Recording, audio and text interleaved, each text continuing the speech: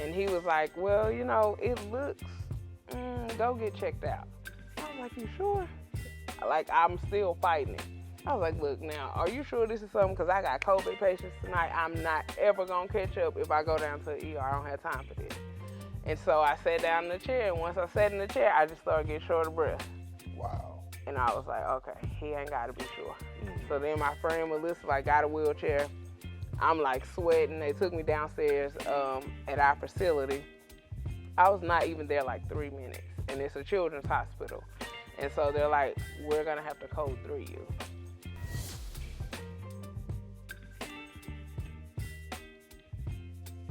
Hello guys, welcome back to Projects to the Palace. I am Brittany Lewis. I'm here with my cousin Roosevelt May. If you have watched the previous episodes, you know that you are in for a treat anytime you see us here on these cameras. So we're gonna keep rolling and we're gonna go back to the previous episode and give you what you have all been waiting for. So, I was talking about my visit down to the ER while at work. Yes. So we could just run, go back into that. Sure. So, as I stated previously, I was at work. I could not breathe. Went down to the ER. They told me, like, we're going to have to code 3 you. And so I just looked up at my nurse, and I was like, what? Like, What does code 3 mean for folks that's not in the medical field? Okay. So code 3 is like an urgency in the ambulance, which means we're going to get there as quick as we can, and we're going lights and sirens because this is pretty urgent. Wow. So I just kind of looked up at her like, what are you saying? And she's like, I think you're having a heart attack. Wow. And so I just looked at her like, what? And she was like, yeah. And it's not this, I mean, I'm saying it calmly, but it was not this calm. Because in the midst of all this, like, they're snatching everything, putting different EKG leads on me. The entire time, the only thing I could think is, like, where's my cell phone? And I picked up my cell phone. I knew if I called my mom, I would not get an answer. I have, like, 2 friends who I know if I call them that time of night, they're picking up because they also work nights. Okay. They know I don't call them, like, they're going to answer. Sure. So I called Sabine, and I said, hey, Sabine, I'm at work. I'm in the ER. They're about to code 3 me. I'm having a heart attack. She's like, what? Like, what is going on? Should I call your mom? I'm like, look, I'm just telling you what's happening, just in the event, that something happens. Text my other friend. I was like, listen, I'm scared to death. I have no idea what's happening to me. This happened so quickly. Please make sure someone takes care of my son. And please make sure you tell my son that I loved him. Wow. So, get into the ambulance. They take me to an adult hospital, like the higher level of care. Remember, this is during COVID. So, all of this community that I have in California, nobody's with me. Like, I'm literally by myself. And, like, all I could think was, what if I died in California? What would that look like? If my son had to wake up that morning to get ready for school and hear, hey, I know you talked to your mama last night before you went to bed, but this morning she had a heart attack.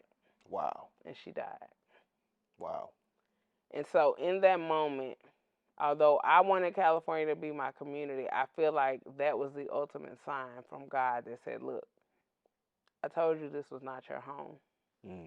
I even sent word to you through your friends. I sent prophecy. My friend Chelsea told me a few months before that California is not your permanent home. She said, I don't know why I'm telling you this, but God told me to tell you this. I'm like, girl, look, don't be calling me saying all this stuff, because every time you give me a word, it happens. I'm tired of you. Stop calling me. Absolutely. Right. And so I was just like, okay, like, God, okay, this is it. Like, just please. I don't know what's about to become of this, but I just want to go home. And so it's like the urgency, all of that I was fighting the entire time, now I'm on the other side. Like, God, if you just let me live, I'm going to go home. I don't care about the money. I don't even know what I'm going to do when I get home. But if you're telling me to go there, I'm going to go. Mm. Like, this is the fourth and ultimate sign Right. that you've given me that I need to get out of California. Wow. You know, that to me, that's, and you were how old? 33. So at 33 years old, um, at the hospital, working, having a heart attack in a position like that, Hmm. did you even consider what even brought you to that point? You know, because I know I've been through things that, you know, in my life that, you know, it hits and all of a sudden you look back and there's a movie, right, that plays in Hmm. your mind. Hmm. What did that movie look like in your mind at that point?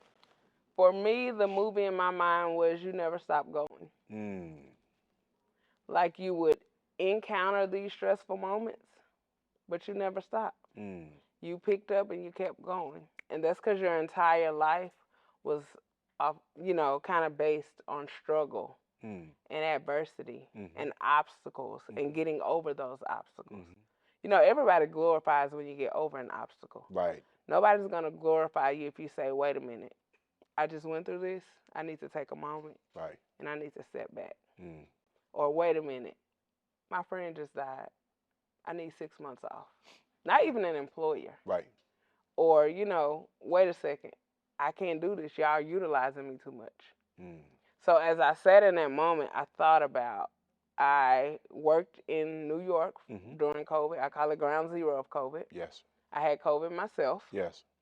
Um, and pretty much that was the only explanation they could give me for the heart attack. That at the time, studies showed that it was a residual of COVID Wow. because it happened a year after I had COVID, Mm. the exact month. So, you know, I know with you know, mom and grandma and everybody that just worked. And that was the end result for you, even though you made sometimes 10 times the amount of money that anybody else probably made Mhm. along doing that same job in our family. Mhm. Um, and would you say that you sacrificed, would you say that you sacrificed your own health Mhm. for the almighty dollar? Yep. I sacrificed my health, not only just my physical health. I sacrificed my mental health. Um, I sacrificed my entire being. Sometimes spiritually, I sacrificed myself. There were days that a job could call and say, "Hey, we need somebody on Sunday, and we're offering a $200 bonus plus time and a half." I would be in the church, like on my phone, waiting for this ding to go off. Get up straight out the church. I don't even have no scrubs. Go straight to the hospital. My shoes are already there. I can get scrubs out of a locker. And I mean going to work, like makeup, hair done, throw some scrubs on, where you need me. Mm, mm, What you need me to do. mm. So, what ultimately were you trying to accomplish? What were you trying to achieve other than making a paycheck, an above average paycheck, which we Hmm. all realized that that was happening? What were you trying to achieve for yourself and for anybody else? What were you doing? Why were you doing it? I had a layout. I had a plan. There are very few things that I have written out that I have not accomplished. Mm, Very few. Very few. My layout was by age 40, I will no longer be a bedside nurse. I would just be teaching nursing, and I would just be doing that for fun, honestly, because my money will be making me money. mm, I had plans like even down to Byron. At 14, we'll get you your first flipper house. mm, You're going to have to show me with your flipper house that you are invested enough in it to go in and do the sweat equity. And you'll be your own landlord at 14. mm, You're going to have to learn how to rent this house out. mm, You got a lawnmower, you're going to go cut the grass. mm-hmm, So now I have to set you up because, yeah, you are who you are athletically, but I also need you to have a money mindset because I wasn't given these opportunities. Nobody before me talked about, like, hey, you don't have to work a 9 to 5. You don't have to hustle and bustle and tear your body down. And I mean, I'm not blaming them because I feel like they just didn't have the resources. But I know better, so I'm going to do better. I don't want to see Byron like me at 18, student loan debt, $60,000. You'll give me $60,000 in student loan debt, but if I had an LLC and I went into a bank at 18, you won't give me a business loan. Mm. I don't want to see that for my son. Mm. So my ultimate goal was to set him up to say like, hey, my mama broke that curse. I had rent houses at 14, 15, and 16. Right. So now I'm 18. I have a residual income, like thousands of dollars. And I Mm. can go to college if I want to. Sure. But like even now to date, without the houses happening, Byron already has a business plan that he's had since 14 years old. Mm. We have a running LLC. Mm-hmm. So for me, it was like my son. Mm. So, what have you learned? What have you learned not to do? Not to do. Yes. Hmm. What not to do. Yes. Do not get so caught up in your plan Mm. and surrender to the voice of God, because that's your ultimate roadmap. Mm. Your plans, I mean, he may like help you fund them and put you in the proper places, but truly your plans and his plans are not always congruent. I recognize that that's a difficult question that I just asked you. Hmm. Um, but I also realize that 16, 17, 18, 19-year-old that's Hmm. sitting there and they're trying to navigate through the waters that they're in and the Hmm. waters that's in front of them. Hmm. They already been through a little bit of something that's behind them, Hmm. but it's bigger and it's gonna get bigger and it's gonna get bigger. It's a hard question and a question that opens up opens us up to being vulnerable to Hmm. all these hundreds of thousands, millions of people. But you got to answer that question. Truly answer that question. Okay. What have you learned what not to do in this journey? And I'm sorry to ask you twice, but I must. I must. Um. See, now we need a script. No, you don't need a script. Honestly, I would say I feel like had I learned earlier, like if someone had kind of put in me as a child, life is not gonna stop happening. Mm. So go ahead and shift your perspective now. Don't get caught up in like the self pity Mm-hmm. or the woe is me, Mm-hmm. the who's gonna save me. Sure. Go ahead and start learning now at 17, 18, or whatever the age is. Go ahead and let it hurt. Mm. Because that hurt is not always just for you. Mm. Go ahead and take the lick for somebody else. Mm. Go ahead. Mm. Because you don't control the lick anyway. Mm. Mm. Mm. Mm. God knew that lick was coming for you before he formed you in your mom's womb. Mm. I Mm. just don't think like all of these obstacles that I went through, like I don't believe I'm cursed. Mm-hmm. And I know like some people might be like, oh, she always going through something. Now, when something happens to me, the first thing I'll probably do, I mean, I'm gonna go off a little bit. We got to be real here. I'm, I'm not gonna sit in it though. So I might just be like, oh God, woe is me. Give me 24. I don't even need 24 hours. Mm. Give me about 12. Mm. But then at some point, the lion in me has to wake up Mm-hmm. and be like, look, God, what do you want to do with this? What's the lesson here? Mm-hmm. What are you using me for? Mm-hmm. Who are you using me for? Mm-hmm. And honestly, the why me that kind of supersedes the why me. Because Absolutely. why me has kind of been filtered out now. Yes. Because now I know the language. Yes. I know the language of the obstacle. Sure. And I know this obstacle isn't here forever. Mm. So what are we doing right now, God? Mm-hmm. Because you're using me. I'm the earthly vessel. Mm-hmm. So let's connect heaven and earth. Mm-hmm. What are we doing? Mm. Why are we doing it? Mm. Who are we doing it for? Right. What's the point? Mm. You know, as I think about everything that you've said this last 5 or 10 minutes, um, I personally don't think that we've been as transparent and real Mhm. uh, previously until right now. As you talk about the things that you've been through to this point, and folks, there's more to come. I mean, trust me, there's more to come. We got a tremendous story, but what is it that brings you to this point in your life that says that even though all the stuff that you've been through, the adversity, the health issues to this point, the uh, the displacement, the having to go back to Monroe to do all the stuff that I said I was never gonna do, right? Mhm. And I thank God I never had to go back because when I left Monroe, I packed my little 74 Ford Pinto and I left. I said I'm never gonna come back. I've been I back don't a even few know what that times. looks like. Right. I went back a few times, but that was about it, right? I was able by the grace of God to he kept me, right? Okay. But Brittany, you at all the stuff that you've been through and having to go back and now you're back in Dallas, Fort Worth, Mhm. doing your thing. Where you at now? Where you think you where you headed, Mhm.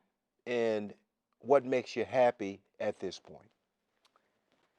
At this point, um, I'm content, and I'm not content based on a financial status, a where I live, any of that. I'm content simply because I've had to find my true joy Hmm. and like really see my joy in Christ. Mm. Because we wake up and it sounds good. Oh, this is a day that the Lord has made. Yes. But you don't feel that for real Hmm. until that day has been threatened. Right. You don't really know that until you've been up in the waters Yes. where you've been fighting for that day for real. Yes. Like, oh, you 33 and having a heart attack. You preaching So now. now Uh-huh. this is the day that the Lord. Oh, it Yes. hits differently. Mm-hmm. You feel it a little bit. Uh-huh. It stings. Yes. So for me right now, I'm just content. Mm-hmm. Like literally. And I know Yes. like people don't really believe it. Like I make the joke with my friends all the time in the group chat. They'll send me like a message or somebody's preaching. I'm like, listen, everybody loves to holler at me. I said I will be the first one on the floor in the church. Y'all Yes. just pick me and my wig up. Yes. And they like, now you always say you're gonna fall out. I mean it. Mm. Because every part of my being has been tested. Every part of who I am has been tested. Mm-hmm. Like tested. Yes.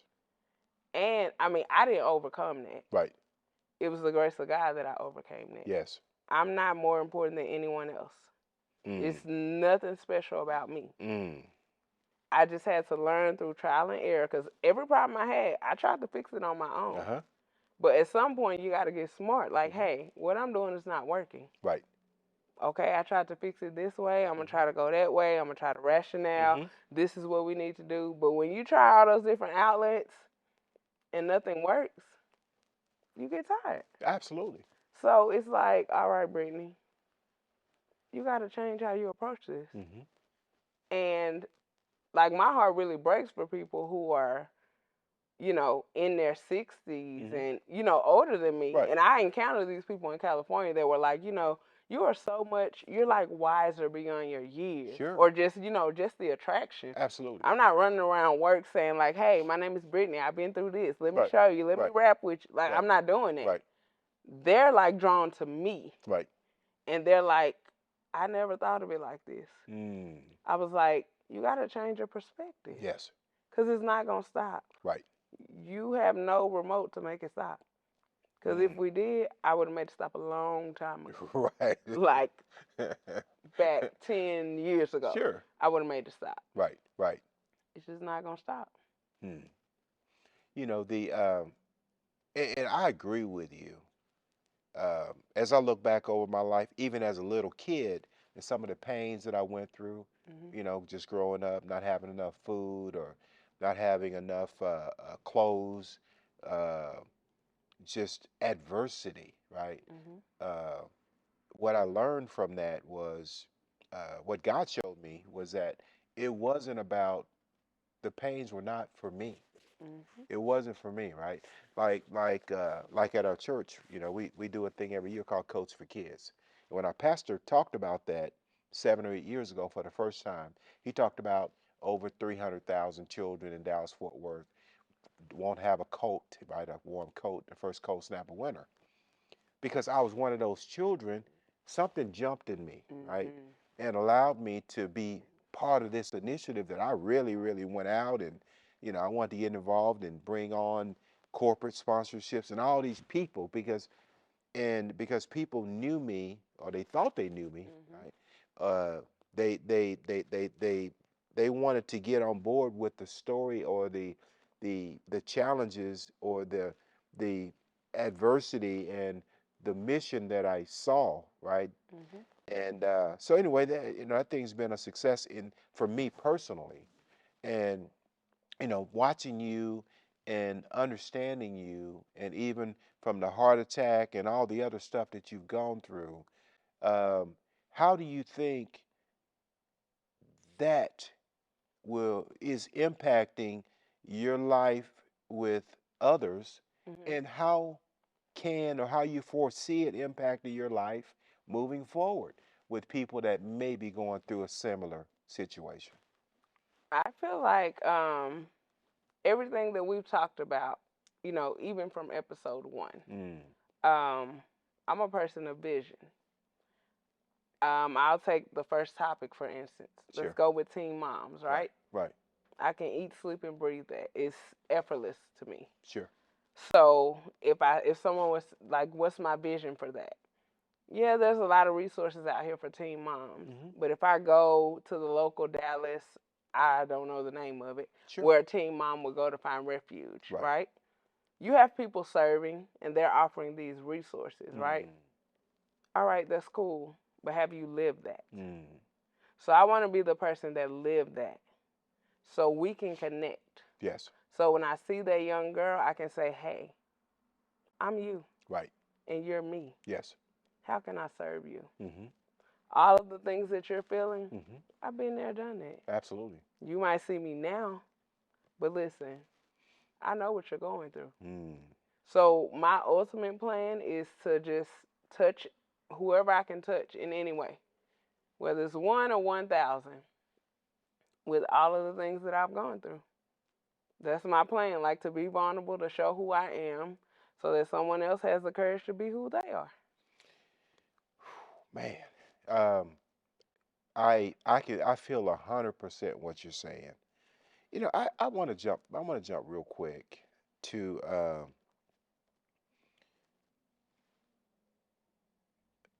I love to talk about Monroe. Uh, Not anything bad about Monroe, Mhm. but Monroe has been for me. Mhm. I could just almost tell somebody gonna be mad at me, but Oh, they already mad at me right, from the last right, airing right, we did the other day. right.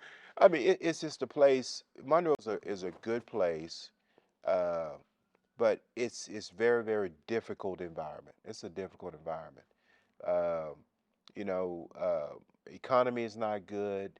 Uh, the cancer rate per capita is probably one of the highest in the nation. I don't know, folks. I don't know if y'all knew that or not.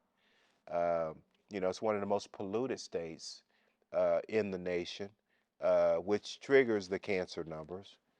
So there's a lot of things that's going on in Monroe, and the job market is probably one of the worst in the nation. Right, unemployment is extremely high. Poverty is extremely high, uh, which leads me to the next question I want to ask you. Mhm. Won't you want to go back to Monroe? Why don't you want to go back? Why don't you want to live there? You've been out here and you've done all this stuff and you've done all these unbelievable things. You've blessed a lot of people. Mhm. Won't you want to go back and spend some time and just retire and just go and whatever you want to do? Go to Faces. We're gonna flip this thing. I don't even know if Faces is even open. First of all, Why didn't you go back? You know, at one point, when I was before I got in the automobile industry, I wanted to Mhm. go back to Monroe. Mhm. Uh, I really, I had a desire to go back. You know, my mom was still alive. She passed away in '07 Mhm. from lung cancer. But I wanted to go back. I went back. I was in the restaurant business. I actually went back and what's that restaurant that there was a restaurant, it was a buffet restaurant that was on Louisville Avenue. And Barn Hills. Barn Hills. I Yeah. went there, right?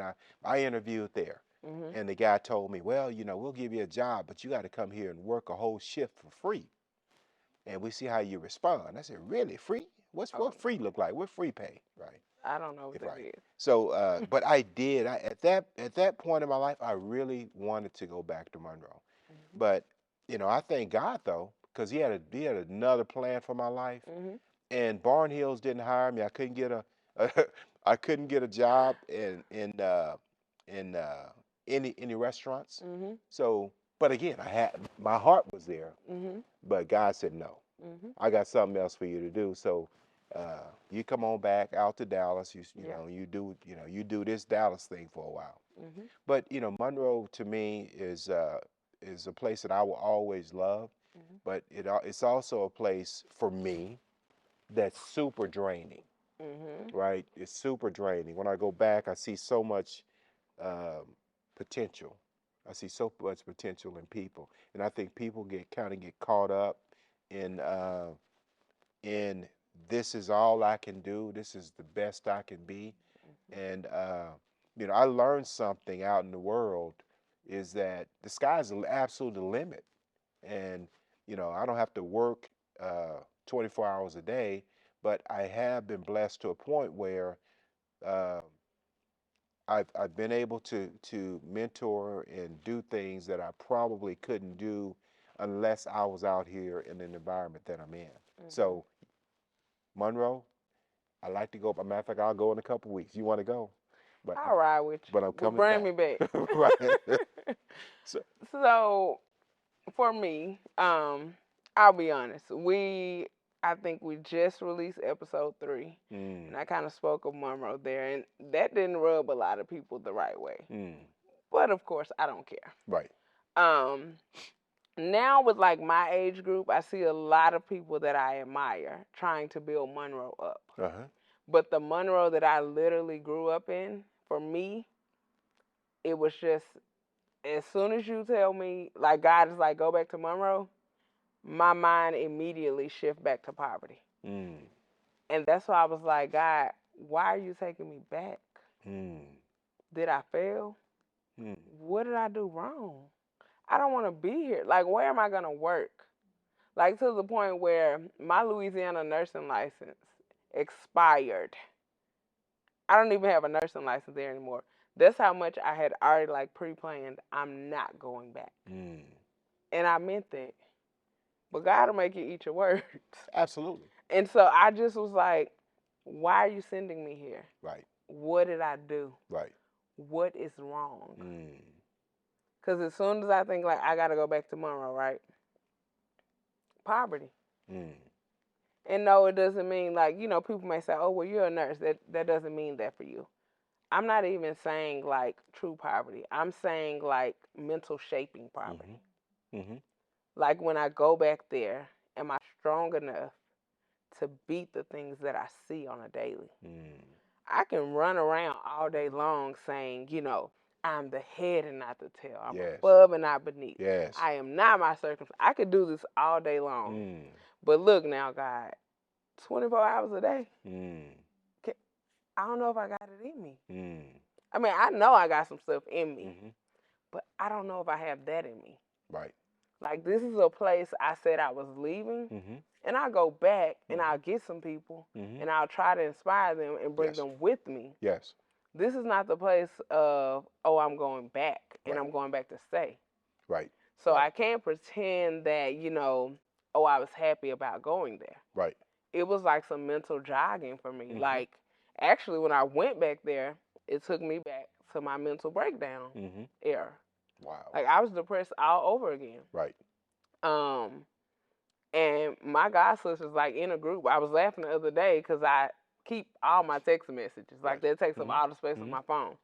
Just so happened I had some text messages, and they were like, well, if God is telling you to come back here, you just need to come back. He ain't telling you for nothing. Mm. And I said, no, listen, y'all, I don't know. God, no, he got the wrong Brittany. Right. Like, not me. He came to the wrong address. Right. Right. And so they're like, no, if he's telling you to come back, you need to come back. Mm. I was like, okay, whatever. Then I also had like text messages from you, and you were like, I don't know what you're going through. Whatever it is, you're going to be all right. Mm. And then you sent me like a picture with like 17 traits of a leader. Mm. And I'm like, this does not make sense, because how you want me to be a leader and I'm on my way back to Monroe? Mm. I'm failing. Everything I said I was going to do, I did it. But now, does that all even matter? I'm going back to Monroe. I'm going back to live in my mama's house. Wow. Like, I'm going back home living with my mama, knowing we're going to be up in there butting heads like this. I'm going back to live in my mama's house with nothing. You know, we're gonna have to transition to the next podcast, but this is gonna be deep. We're gonna go a little bit deeper on this because I know all the Monroe folks, y'all looking and y'all mad, but listen, Statement. this is just somebody's feelings. it's just someone's feelings. Maybe that's not how you feel, and that's why you're doing what you're doing. But please respect the fact that someone thinks and feels differently from you. That's what makes us all different. That's what makes us all great. God made us that way, as a matter of fact. But stay tuned. We're gonna go deeper on this next episode, folks.